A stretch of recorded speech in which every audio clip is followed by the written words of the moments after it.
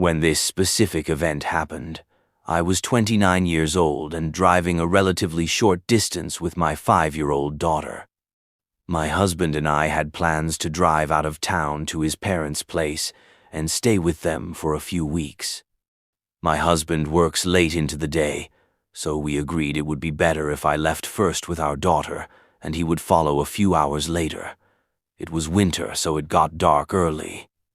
We set off around 3 p.m., and by 4:30 p.m., it was already completely dark outside. We were still about an hour and a half away from my in-laws, and I felt pretty confident that we would make it there without anything bad happening. It's not like I had a specific feeling or anything, but as a mother, it's definitely something that stays in the back of your mind. We were driving on a country road with no streetlights, and it was otherwise completely deserted. I didn't like the feeling of being utterly alone, but I tried my best to ignore it and kept telling myself we would be there soon.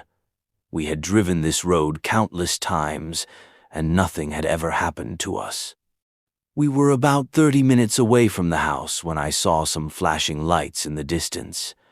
There were 2 flashing yellow lights on the road, which I quickly recognized as hazard lights on a car. I got a bad feeling and didn't like that they weren't on the side of the road but right in the middle. I stopped about 75 to 100 feet away and started thinking about what I should do. I was sure about one thing. There was no way I would stop to help these people. I mean, I was a woman in my late 20s alone with my young daughter. I'd have to be completely crazy to stop and help random strangers. I would call for help for them later, but that was really the best I could do. I'm sure any other woman in my situation would feel the same way. You must always prioritize your own safety and that of your child over strangers. I sat there, feeling like I was stuck for 30 minutes, still unsure what to do. I had no cell reception, so calling my husband or father-in-law wasn't an option. I finally decided to just turn around and go back home and wait for my husband so we could drive together. The only problem was that it was a 2-lane road and it would take more than a 3-point turn to get turned around. I started hesitating, but when I looked in the rearview mirror, I noticed some shadows quickly approaching behind my car. I could see them easily in the moonlight, but I couldn't make out what they were. They were about 30 feet behind my car when I realized they were people, and I think they were carrying something. I couldn't sit there anymore. I couldn't even think. It was as if my body reacted before my brain did.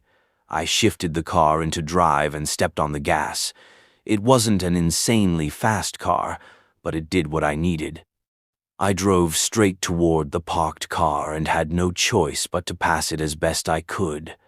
As I drove by, I saw more people coming out from the side of the road. They began throwing things, pretty much anything that could make me stop. I grazed one of the people, and they fell onto the road.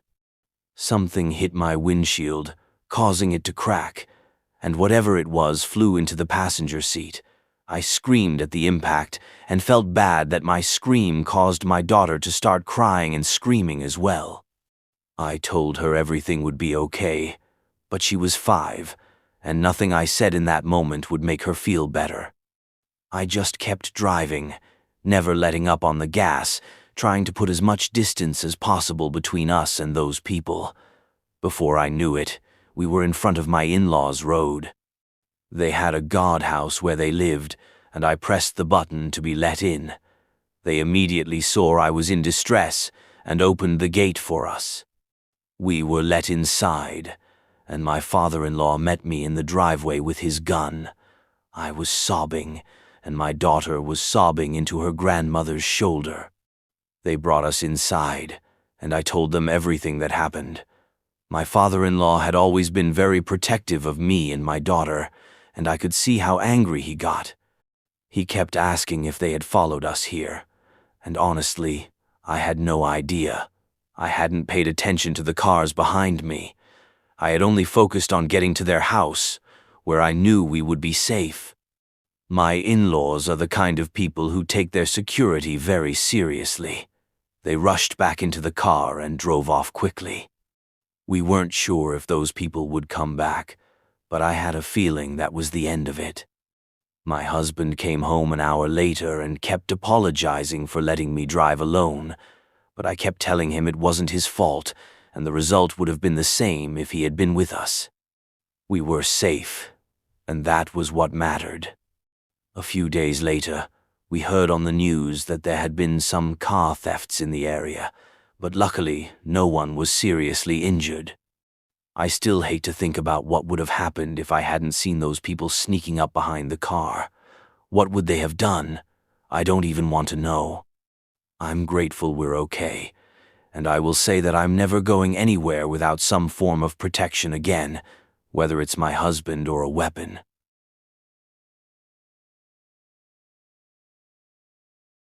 It's really absolutely crazy.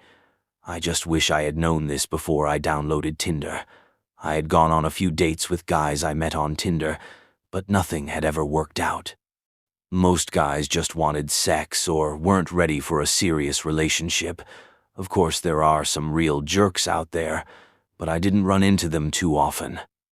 After using Tinder for a few months, I met a guy on the app who looked too good to be true. He was absolutely stunning, and when he messaged me, I was so excited. The more we talked, the more excited I became as I realized we had so much in common. He was so nice and funny, and from what he told me about himself, he seemed like my dream guy, you know. After a week of chatting, he asked if I wanted to meet up. I suggested the bar near my house, but he preferred dinner instead. Normally, I like to have a drink on a first date, so I can leave quickly if it goes badly. But I liked this guy so much, and he seemed different, so I agreed to dinner. For anonymity's sake, let's just call him Oliver. I actually wanted to drive myself to the restaurant, but he insisted on picking me up, saying it was the gentlemanly thing to do. It wasn't a good idea to agree, but I guess I'm not as smart as I think because I said yes and gave him my address. He said he'd pick me up around 110, I'm assuming 10 p.m. or maybe 100 a. And the next day at 100, the doorbell rang. I opened the door and was immediately disappointed by what I saw. He didn't look like his pictures at all. Well, not at all. It was obviously the same person, but at least 10 or 15 years older. I didn't say anything, thinking I'd just go through with the date and see how it went, because at least I liked his personality over text. He opened the door for me, walked around the car, and got in. We headed toward the restaurant, about 30 minutes away. He told me how beautiful he found me and that I was even prettier than in my pictures, and then he awkwardly asked, "And am I prettier than in my pictures?" At first, I thought he was joking. He had to be, right? There was no way he didn't know he was much less attractive than in his pictures. I really didn't know what to say, but my mom always told me to be honest, so I decided half the truth was better than nothing. I said he looked good, but then I got curious and asked when he had taken those photos. He was obviously insulted by the question, so I quickly apologized and told him to forget I ever asked. I hoped we could move on, but he clearly took it very personally and gave me the cold shoulder for the next 5 minutes, like a big baby. I really started to regret my decision to go out with him, and definitely regretted giving him my address. I knew the way to the restaurant, so I kept an eye on where we were going as he drove. I noticed he missed the turn onto the road where it was located and told him to just turn around at the next intersection, but he didn't respond. He passed the next intersection as well, and I slowly started to get nervous. I told him again that he needed to turn around, and again I got no response. He kept driving down the road, and I kept asking him what he was doing and where we were going, but he refused to even look at me. We stopped at a red light, and I knew I just had to get out of the car. I tried to open the door, but I saw it was locked. There was no button to unlock it, and it was one of those locks that retract inside the door so you can't even manually open it. I was trapped. I took out my phone and tried to text my friend my location as discreetly as possible. After some time of driving in silence, Oliver pulled into an empty parking lot in front of a grocery store. He parked at a spot at the end of the lot. I didn't know exactly what he had in mind, but I had a feeling I could not let it happen. He unbuckled his seatbelt and reached over for my bag. He grabbed my arms and tried to pin me down. I fought him off and tried as hard as I could to keep him away from me. Eventually, he let go of my arm, and I pulled out my pepper spray and sprayed it directly into his face. The only problem with using pepper spray in such a confined space was that I got some of it myself. My eyes immediately started burning and tearing up while he screamed next to me, calling me all kinds of names as he tried to wipe his face with his shirt. During the struggle, I managed to lean over him and unlock the doors. I pushed it open, fell onto the ground, scraping my knees. By that point, I was having trouble seeing clearly, and my chest began to burn from inhaling the pepper spray fumes. I tried to stand up but was so dizzy that I kept falling down. I stumbled as I slowly moved across the parking lot. I heard his door open, and he yelled after me to come back. I looked around, and through all the blurriness and tears, I saw him tripping over himself as he followed me. I screamed for help, but no one was around to hear my cries. Oliver started saying he was just joking and didn't mean to scare me, that if I just came back to the car, we would go to the restaurant as planned, and he was sorry. He said this between pained screams as his eyes burned. It was creepy, and I really wondered if he actually thought I would believe him and go back to the car with him. Was he really that stupid? He was quickly catching up to me, and just as I reached the grocery store doors, he grabbed my shoulders and pulled me back. But the doors had already opened, and I screamed for my life.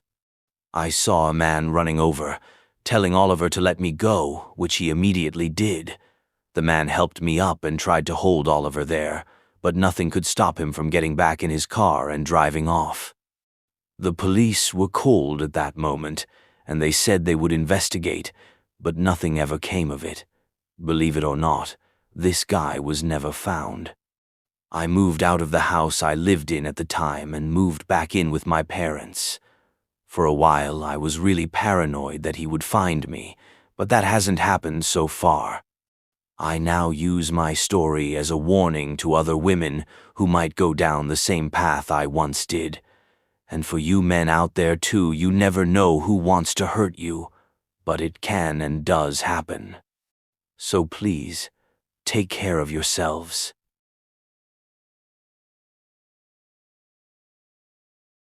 My girlfriend and I are adventurous.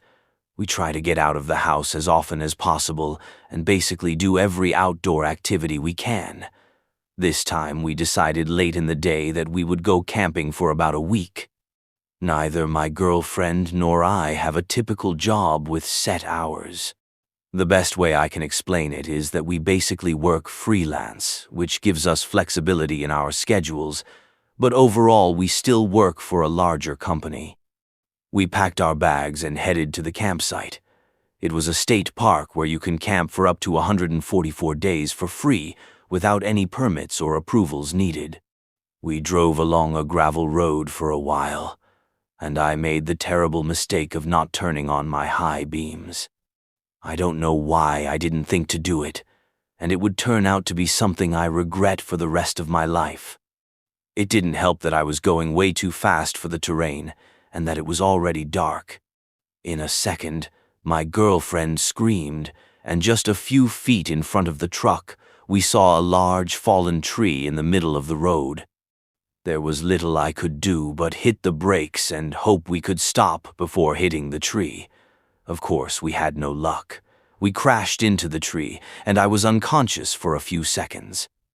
I remember waking up very dazed, and the ringing in my ears was intense, but my main priority was to make sure my girlfriend was okay. To simplify the story, let's just call her Jessica. I looked over at Jessica, and she was completely out. It was dark, but the moon lit her face enough for me to see that her eyes were closed. I called her name to wake her, but she didn't respond at all. I took my phone out of my pocket, turned on the flashlight, and shined it on her. I didn't really know what to expect, but what I saw was definitely something I could never have predicted. First, I saw the blood. She was wearing a white shirt, so it was pretty obvious. Then I noticed the branch that had pierced through her chest. It wasn't huge, about the thickness of a finger, but still, I know that's a strange comparison. The branch had come through the windshield and was still attached to the tree. I didn't want to shake her because I didn't want to cause any more damage to her body, so I didn't touch her at all. I tried to call emergency services, but there was no reception. I started thinking about what I could do to help her, but I had very few options. The truck wouldn't even start, so even if it had been a good idea to drive away, it wasn't an option. I had a knife in my pocket, so the next logical solution in my mind was to climb onto the hood of the truck and try to cut the branch off the tree and get her out of the truck. Then lay her on the roadside so I could go get help. I knew if someone crashed into our car, it would only make things worse. I got on the hood and tried so hard to cut that branch, but the knife was small, and I got nowhere. I began to panic. It had already been over 30 minutes, and she still hadn't woken up. I got back into the truck and just started praying. That was strange for me because I hadn't prayed since I was a child, but at this point I was willing to try anything. It felt like I was praying for hours, but only another 30 minutes passed. I held on to a glimmer of hope because during that hour, she wasn't actively bleeding. The branch wasn't in the center of her chest, so I hoped it had missed her heart. I felt for her pulse. It wasn't strong, but it was still there. All I could do was wait, hoping someone would pass by and help us. I don't know if it was God or luck, but I began to see light behind us. It filled the interior of the truck, and I got out as quickly as possible and started screaming and waving at the driver. He stopped right behind our truck, rolled down his window, and asked what was wrong. I started explaining quickly, and he told me to calm down because he couldn't understand me. I explained more slowly, and his expression changed immediately when he realized what I was saying. He got out of his truck and went to the passenger door with his flashlight, shining it on Jessica. I heard him quietly curse and tell me that her only chance was to cut the branch and try to drive her down the hill to the rescue station, since he also had no reception. He had a chainsaw in the back of his truck, and I was terrified that shaking the branch would hurt her more, but we had no other choice. He began sawing about a foot away from her chest. I covered her with a blanket to keep sawdust out of the wound. It shook her body a bit, but she was unconscious, so at least she wasn't feeling any pain, I thought. Finally, she was free of the tree. The man helped me lift her as gently as possible. We placed her on the back seat of his truck. I got into the passenger seat, and he turned around and began driving down the hill. Jessica remained unconscious the entire time. It took 20 minutes to reach the rescue station, which I didn't even know existed. They were surprised to see us because they're usually called to emergencies, not the other way around. They loaded her into an ambulance, and I got in with her. Luckily, the nearest hospital wasn't too far away, but it wasn't a trauma center, so she had to be flown by helicopter to a larger city about an hour away. She had a lung injury, but thankfully she didn't lose much blood, and her heart wasn't damaged at all. The doctor said if it had been just an inch to the left, it would have pierced her heart, and she probably would have died within minutes of the accident. She remained in a coma for almost 2 weeks, and when she finally woke up, she could barely speak due to the pain in her chest. She stayed in the hospital for over 2 months and had to undergo intensive surgery to repair all the damage. It's possible she may even need a lung transplant in the future. I'm just thankful Jessica survived, and I've kept in touch with the man who saved her life. Jessica still needs oxygen and has breathing problems from time to time. I take her to monthly appointments, and we do everything we can in hopes that she'll fully recover one day, though we've come to terms with the fact that might never happen. I asked her to marry me while she was still in the hospital, and she said yes. No matter what happens, I look forward to spending the rest of our lives together. I'll never forget that night, and I often struggle to forgive myself for what happened, but I'm also glad she can't remember it.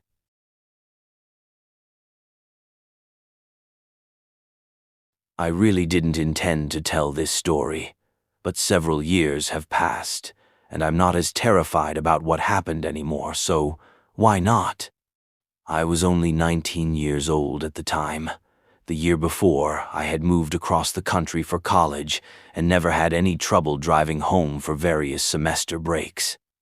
It was winter break, and my mother really wanted me to come home to spend the holidays with my family, since I hadn't the year before. I agreed, but I didn't want to leave my car for weeks in the city I lived in. There had been many car break-ins, and leaving my car there to be damaged, broken into, or stolen wasn't an option for me. I told my mother I would drive home. She wasn't happy about it, but she understood. She offered to have my dad fly over and drive with me, but I didn't want them going to so much trouble. I thought a few days alone on the road would be a good thing. I had problems in my personal life, and the time alone to think without distractions seemed beneficial. I packed a few bags that would last me the next few weeks, said goodbye to my roommate, who was quite sad to see me go, and headed out the door. In hindsight, my car probably wasn't worth what I went through on that drive home. It was a 20-year-old Honda Civic that tended to break down often, at least once a month. I just didn't have the money to replace it. I got in the car and was on the highway within minutes. I got one more coffee before leaving the city so I could stay awake as long as possible. It was still about 8 a.m., so I thought I would drive about 10 hours before hopefully finding a hotel and settling in for the night. I had no fixed plans and was just following the fastest route home, which probably wasn't the best decision. Now I know I should have taken a route without long stretches of nothing but fields for miles and miles. I stopped a few times for bathroom and snack breaks, and by 7 p.m., I was done. I'd been driving for almost 11 hours and didn't want to endanger myself or others on the road by continuing while so exhausted. I found a relatively nice hotel, got a room for the night, and continued my drive the next morning. On that day, I would be driving through parts of the Midwest, which I wasn't exactly looking forward to. The last time I drove through, there was a lot of flat land and cornfields, both very boring things for a long drive. It was winter, so there was no corn, and the weather could have been better, but I had no trouble the day before, so I hoped it would stay that way. The day passed more quickly than the previous one, and before I knew it, the sun had set. Around 6 p.m., I felt pretty good about continuing to drive, so I passed through the next town and kept going. Around 7 p.m., I started hearing a knocking sound, and I wanted to cry when I realized it was coming from my engine.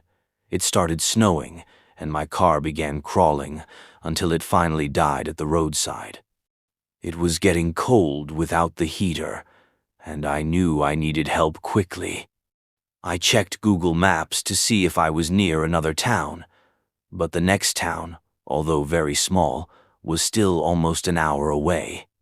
I tried calling my parents to tell them what happened, but I had no service at all.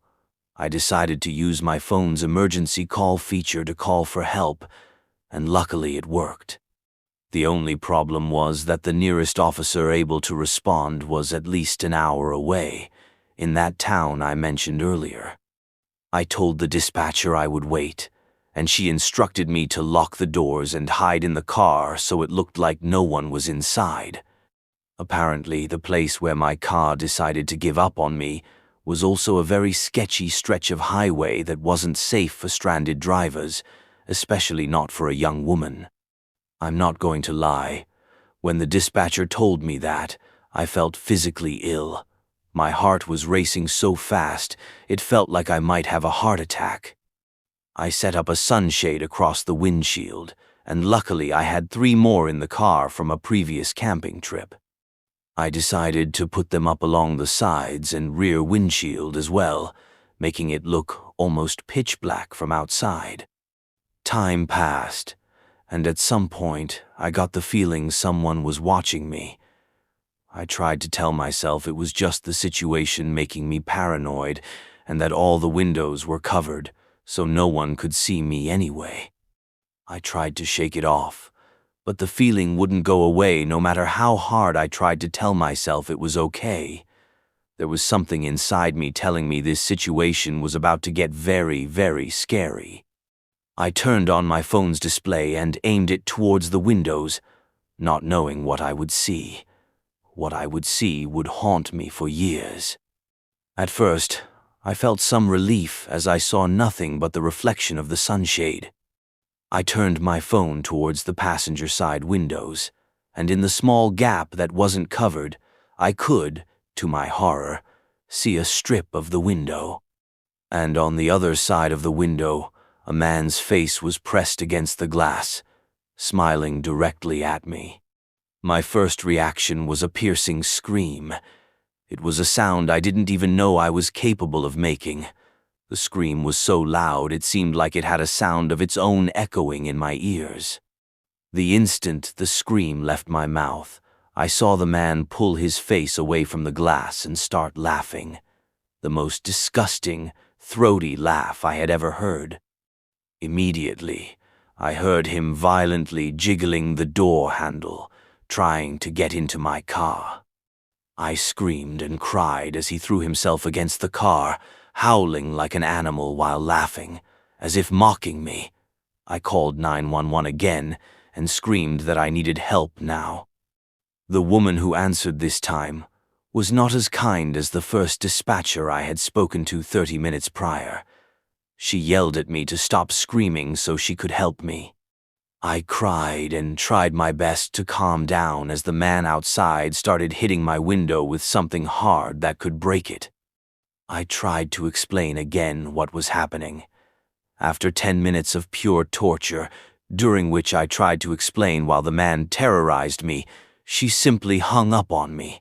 I felt completely helpless. The only bit of relief was that he still hadn't managed to break into my car. I called 911 yet again, hoping to get a more empathetic dispatcher. Thankfully, this time I got a man who immediately took my distress seriously and helped me calm down enough to get the information he needed.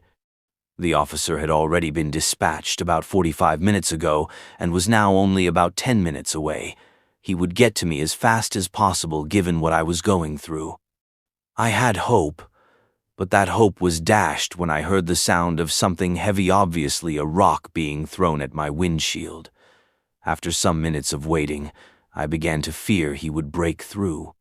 The windshield started to crack just enough for the man to climb onto my hood and start stomping on it until he created an opening big enough to get his hand through.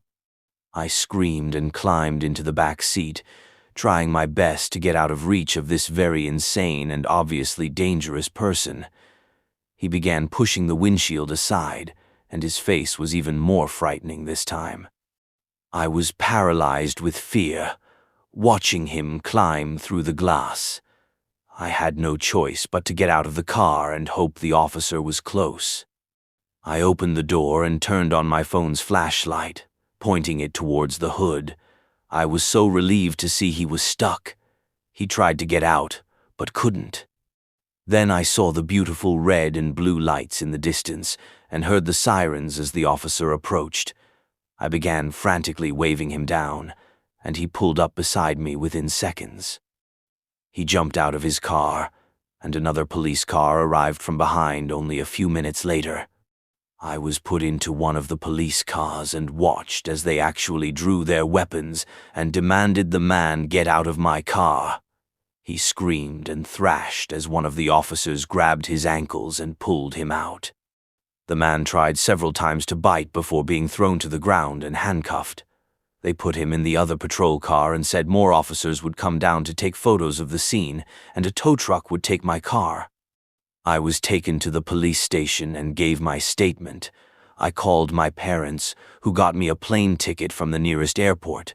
The officers kindly drove me there. I wish I could tell you why the man did this or that there was a reason, but there wasn't. He was so mentally disturbed that they said he wasn't even fit to stand trial. Eventually, he was sent to a state psychiatric facility, where he reportedly still remains. I wish there were some kind of justice for the hell he put me through, and maybe some would say there is, but to me, there's no real justice. He won't be punished. I'm punished every day by the memory of it. It gets easier the more time passes, but it will always be there to torment me when I'm reminded of that man in the window.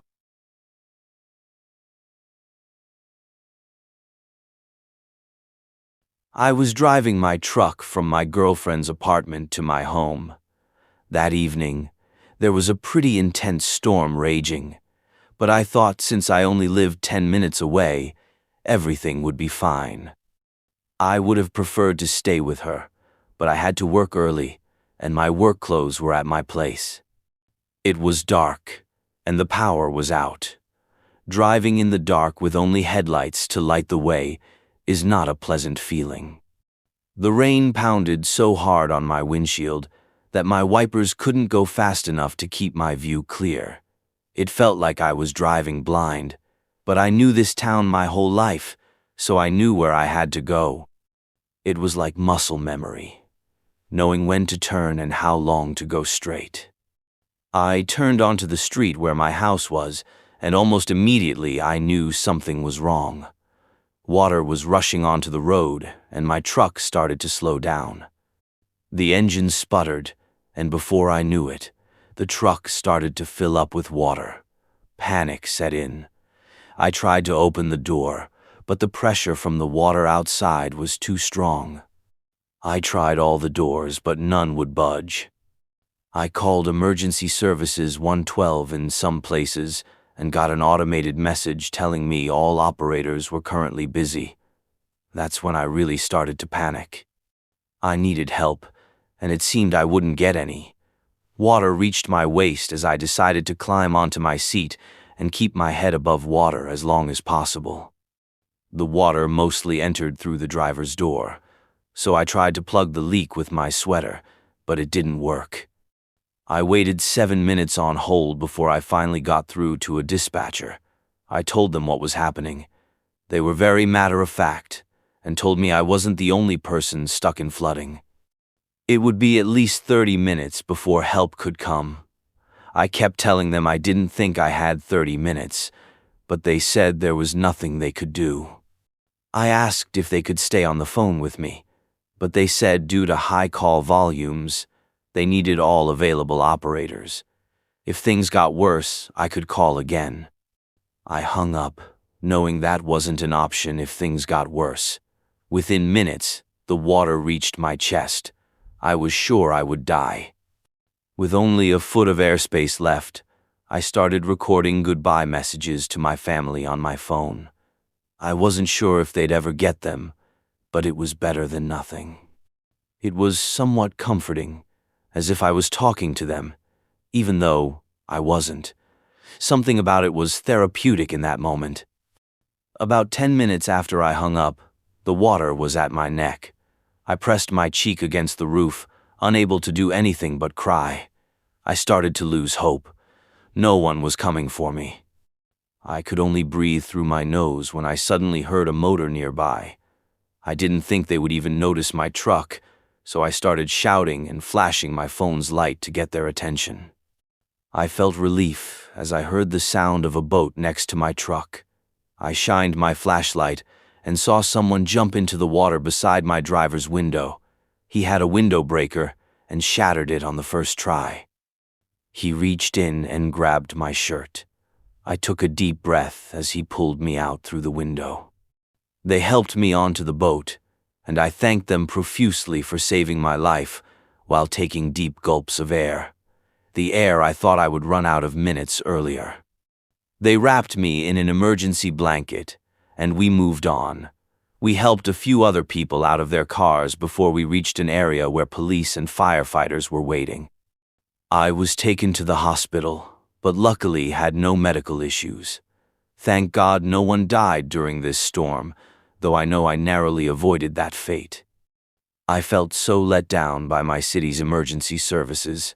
I later learned that the people who saved me weren't even police officers. They were just good Samaritans who heard people were in trouble and knew they had to help.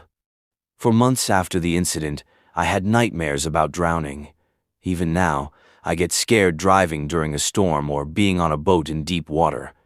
I went to therapy a few times, but it didn't help, so I stopped. I hope there will be a day when I can fully recover from what happened and not be so haunted by it. I'm glad I survived, and I'm glad people in my community stepped in when law enforcement didn't. I should never have been left there to die. But in the end, that's exactly what they did.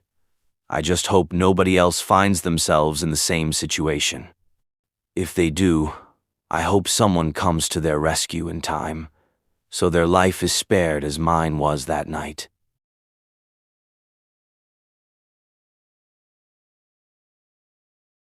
I had just come off an almost 24-hour shift. I worked in construction management, and there was no problem with overworking us if there was a deadline and we weren't far enough along. We got overtime. So many of us were okay with it. I was on my way home from the job sites, and since it was just before 3 a.m., there weren't many other cars on the road. I have to admit, I was way too tired to really be driving. I had been awake for almost 40 hours, and yes, I was being reckless. But I wanted so badly to go home and just sleep. I almost fell asleep a couple of times, but I was immediately jolted awake by the sight of a young girl sitting alone at the roadside. I drove past her at first, but my gut told me to turn around and see if she needed help. I pulled up beside her, and she looked at me. She could have been at most 7 or 8 years old. I asked her what was wrong or if she needed help, but she said nothing. It felt wrong to leave her there alone, so I opened my car door and told her to get in and that I wouldn't hurt her. She hesitated a bit, then got in anyway. I planned to take her to the nearest police station so they could hopefully find out who she was and get her back to her family. I tried several times to get her to say something about herself, but she said nothing, just stared at me with her eyes fixed on me the entire time. We drove another 10 minutes in silence when I saw another child sitting by the roadside. I felt like I was going crazy. It couldn't be happening again. I stopped, and this time it was a little boy who also said nothing. I thought, why not just get in the car? And he did so without hesitation. I headed to the police station, hoping they could help. When we arrived, I went inside, and only the receptionist was there. I told her what was happening, but she just gave me a very confused look. I beckoned the children to come to her, and they just stood next to her. I kept asking for help, but she just looked around, doing nothing. I didn't understand why. She asked me if I was okay. I didn't know why. I told her I was fine, but the kids needed help, and the baby looked cold. She kept asking me which children I was talking about. No matter how much I pointed to them or told her where they were, she acted like she had no idea what I was saying. I got frustrated, and at this point, I didn't know what else to do. She told me to repeat myself, and I told the story again, pointing where I saw the children, but something was off. It was as if she was looking through the children instead of at them. Just as I finished telling the story, 2 officers came in. They asked me to tell them the story again, and they were just as confused as she was. They looked around to see the children who were standing right there, and I grew even more confused. They asked me to sit down and explained very calmly that there were no children with me and that I was carrying a toolbox, not a car seat. I looked down and still saw the car seat in my hand and the children nearby. I begged them to help these kids and reunite them with their families, but they were adamant and very serious about what they were telling me. I began asking the kids the same questions I had asked the girl, but just like her, the boy didn't speak and just stared at me. I started to get scared and worried that I was in the middle of something very serious, but I knew I had to help these children no matter what. I started thinking about what it could be. Were they kidnapped and then left on the roadside? Was it some kind of human trafficking situation? Were they lost? I had no idea. Another 15 minutes passed, and it happened again, but this time there was a car seat by the roadside. I stopped and got out, horrified and shocked when I saw a small baby inside it. I couldn't tell how old it was, but it seemed relatively healthy. It looked up at me, and I knew I had to take it to the station with the others. I put the car seat on the back seat of my car and tried to call the police as soon as I had reception.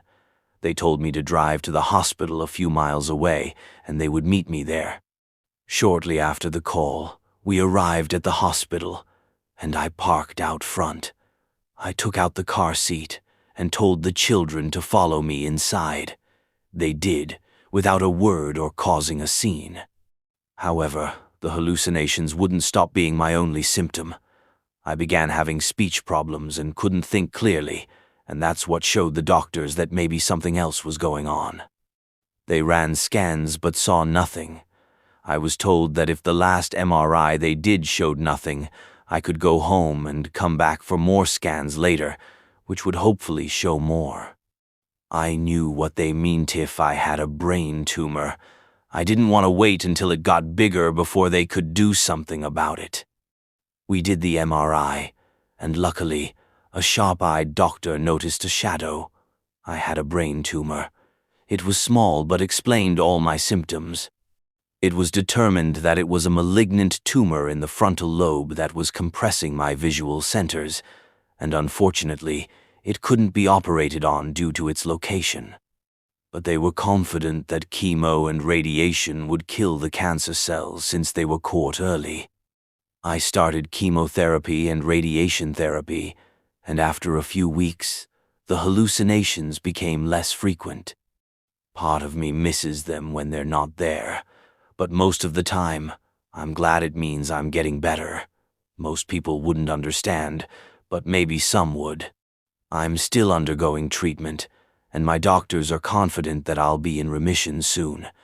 I'm grateful for what happened that night. If I hadn't seen those children on the street hallucinations or not, I would have never gone to the hospital, and they would never have discovered the cancer so early.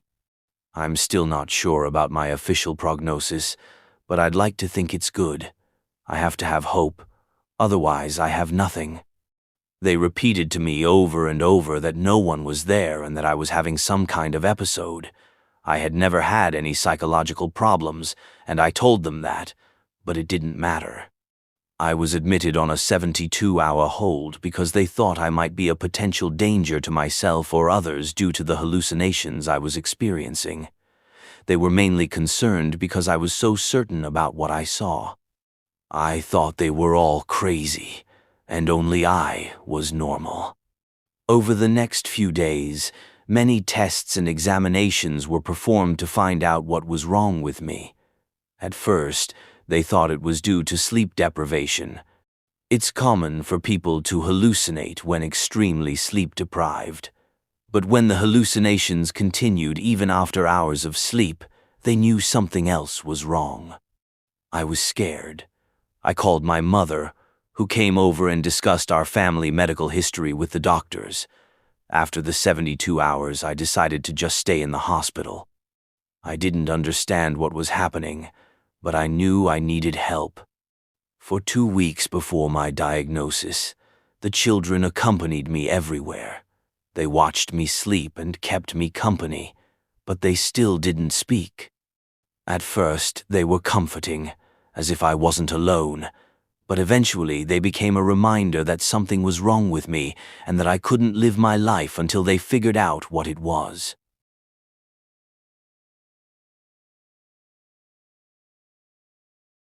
I was 16 years old and had just gotten my driver's license.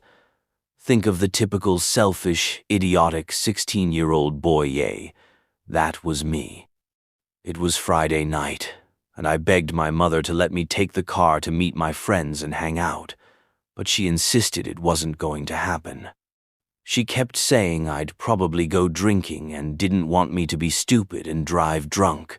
I kept telling her I wouldn't do that, but she stood by her decision. I told her I hated her and went to my room, deciding I would sneak out later and take the car at around 11 p.m. My mother was asleep in bed, and I didn't have to worry about my father hearing me because he was out of town. I opened my window and jumped into the front yard.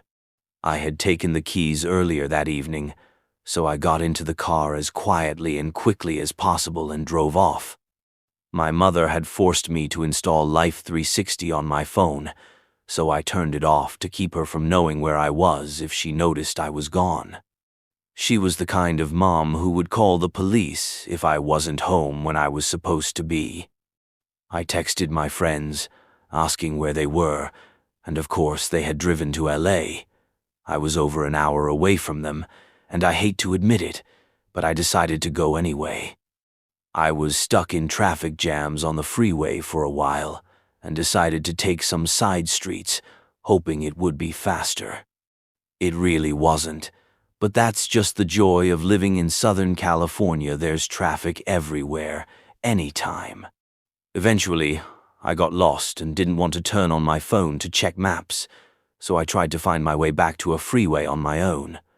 Time flew by, and the later it got, the more lost I felt. It's not easy for me to admit, but I was scared and honestly wanted my mom. I drove through side streets, alleys, and some really sketchy neighborhoods without thinking much about my own well-being. I turned onto another narrow street and was shocked to see a truck blocking the way. It was parked sideways, like on purpose. I tried backing up, but then I was faced with a man who now pointed a gun at my face and hammered at my window. I started sweating and didn't know what to do, so I did as I was told. He told me to open the door and get out, so I did. He pulled me out of the car and pushed me to the ground. Another man ran up and started kicking me so hard I thought my stomach would tear open from the force of each blow. I begged them to stop and screamed for help as other guys stood around watching him continue to hit me. I lay there completely helpless. All I wanted as I lay on the ground was for my father to come and save me. I knew it was impossible, but the thought of seeing my parents again gave me hope that I would survive this. I realized the beating wouldn't end soon, so I started curling into a ball and lifting my arms to protect my head and face. That must have given him the idea to start kicking my face, because as soon as my arms went up, his foot connected with my chin. The pain I felt at that moment was minimal. Something I later realized was due to the adrenaline rushing through my body. After what felt like an eternity, it finally stopped. I think they thought I'd passed out, but I hadn't. I just couldn't move any part of my body. I saw flashes of light through my eyelids and realized they were taking photos of me, as if they were proud of what they'd done.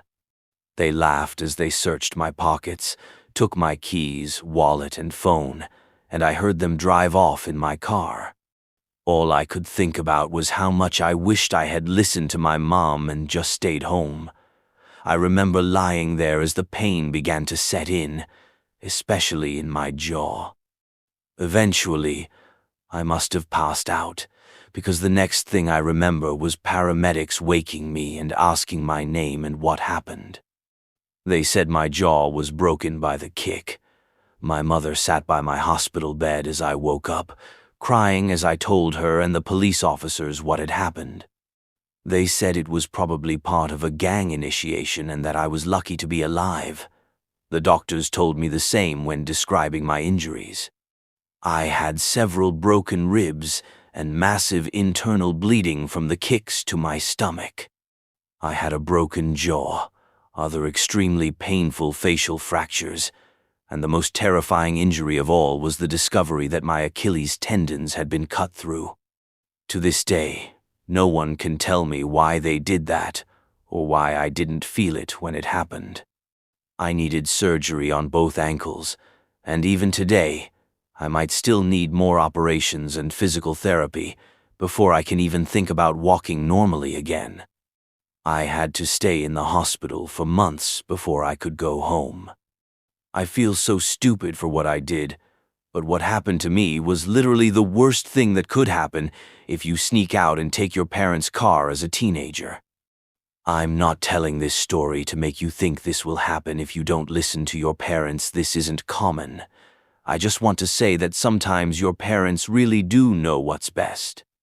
If they say no or say something isn't a good idea, it really isn't because they care.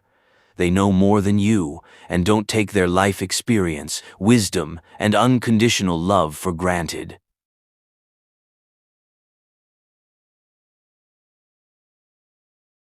I'm a single mother.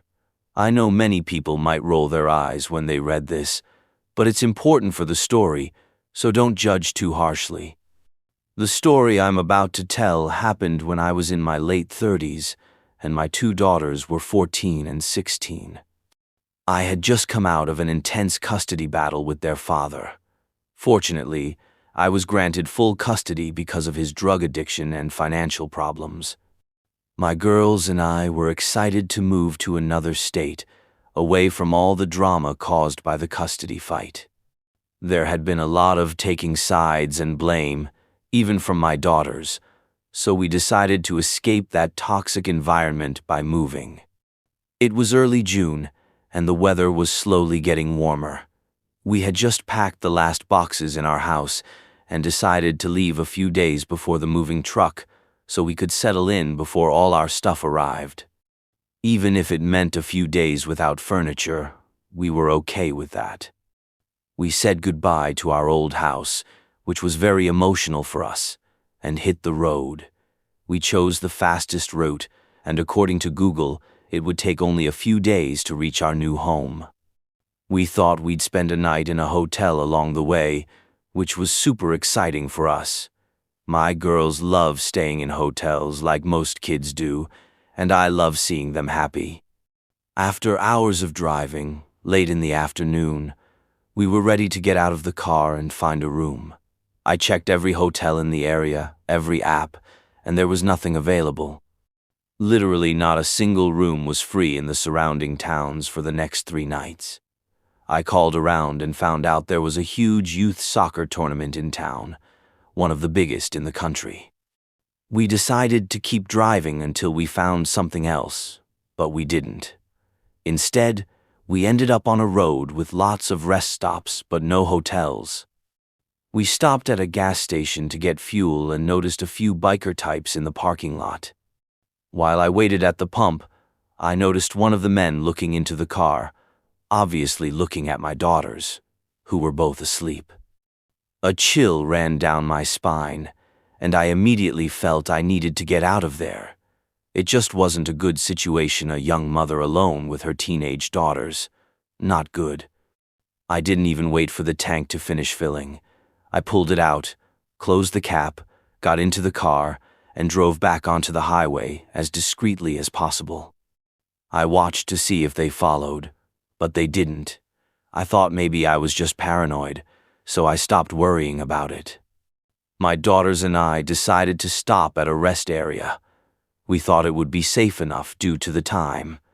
When we arrived, There were many other vehicles and people around. I had my daughters cover the rear windows with blankets, and we all fell asleep. It was about midnight, and I only planned to sleep a few hours before getting back on the road, but I forgot to set an alarm. Instead, I was woken by the loud roar of a motorcycle pulling up beside the car. I don't know what it is, but as a mother, any noise I hear when my kids are around makes me fully alert in seconds. I sat up and looked out the window, horrified to see the same men from the gas station, only a few parking spaces away. And they weren't alone. There were at least 25 to 30 of them. I was pretty sure they hadn't seen us, so I decided not to wake the girls. I didn't want to scare them.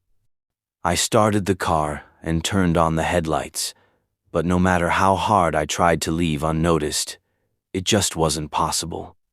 Something in the universe wanted these bikers to see our car, and as soon as my headlights turned on, all heads turned towards us.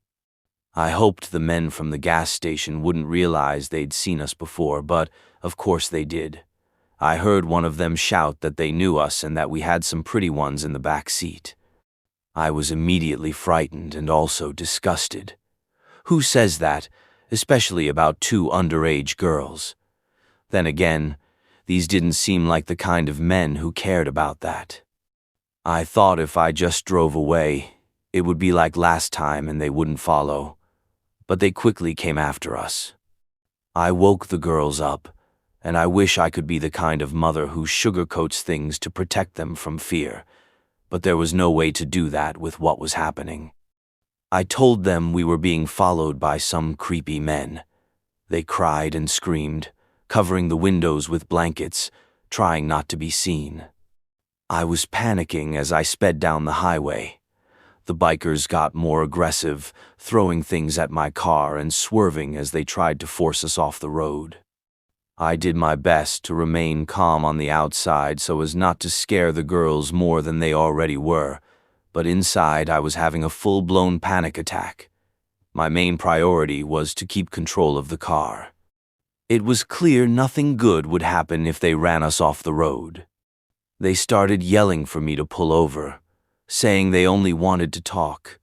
I kept driving straight, ignoring them completely, which they didn't like. They started insulting me and demanded I roll down the window.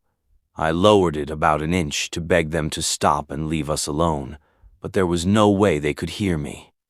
We were driving too fast and had gone several miles before reaching the next town, by which time it was already around 2 a.m. Eventually, I came to my senses and told my older daughter to call the police. She explained what was happening, and I don't know what they told her, but she said they would come. Unfortunately, not in time. I felt something hit the side of the car, and within seconds we were forced off the road and headed straight for a tree. I slammed on the brakes as hard as I could, and the car came to a very violent stop. We were all okay physically, but I wondered for how long. The bikers surrounded us, pounding on the windows and pulling at the door handles while the car shook. The girls screamed at the top of their lungs, begging me to get them out of there, but there was nothing I could do. I prayed to God to get us out of this situation, and thank God he heard my prayers. We heard sirens in the distance and saw flashing lights. The men jumped back on their motorcycles and sped away. We hugged each other and cried until the officers stood by the doors of the car. They helped us out, and we explained everything. They tried to track down the bikers in the area, but they couldn't identify them specifically. To this day, I'm still terrified when I see a group of motorcyclists. My daughters are older now and have their own children.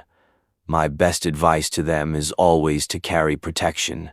You never know when you might find yourself in a psychotic situation like that. Sometimes parents really do know best, and if they say something is not a good idea, it's probably because they care. They know more than you, so don't take their life experience, wisdom, and unconditional love for granted.